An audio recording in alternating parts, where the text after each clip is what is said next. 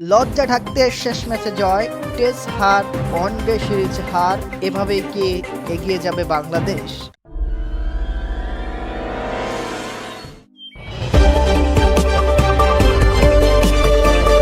আসসালামু আলাইকুম, আমি মোজাহিদ খালাসি। আপনারা দেখছেন মাস্টার নিউজ বিডি। একটা জয় আর তাতেই কি সব শেষ?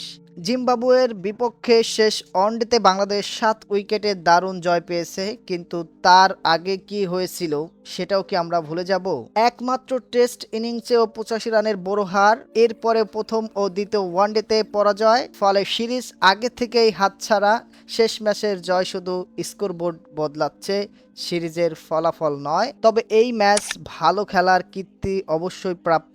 তানজিদ হাসান খেলেছেন 94 রানের দুর্দান্ত ইনিংস, সৌম্য সরকার করেছেন 69 রান, আর নাজমুল হাসান শান্ত অপরাজিত থেকে দলকে জয়ের বন্দরে পৌঁছে দেন। এই পারফরমেন্স প্রমাণ করে বাংলাদেশের প্রতিভার অভাব নেই, কিন্তু প্রশ্ন হলো প্রতিভা থাকলেও ধারাবাহিক সাফল্য কোথায়? বছরের পর বছর কোটি কোটি টাকা বিনিয়োগ করে উন্নত সুযোগ সুবিধা, কেন্দ্রীয় চুক্তি, আধুনিক একাডেমি সবই আছে, কিন্তু আইসিসির বড় আসরে এখনো বাংলাদেশের সেই কীর্তি সাফল্য এনে দিতে পারেননি। বিশ্বকাপ, টি-20 বিশ্বকাপ কিংবা এশিয়া কাপের শিরোপা স্বপ্ন এখনো আমাদের অপূর্ণতায় রয়ে গেছে।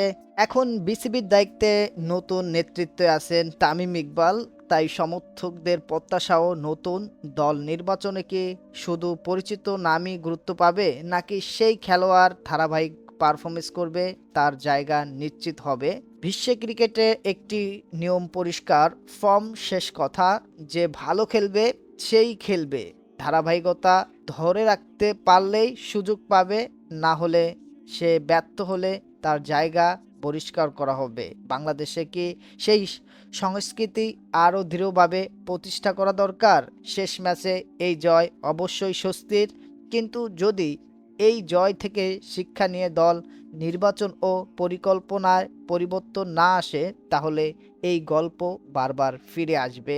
আপনার মতে বাংলাদেশ ক্রিকেটের সবচেয়ে বড় সমস্যা কোথায়? দল নির্বাচন, পরিকল্পনা, নাকি ধারাবাহিক পারফরমেন্সের অভাব? কমেন্ট বক্সে আপনার মতামত জানান।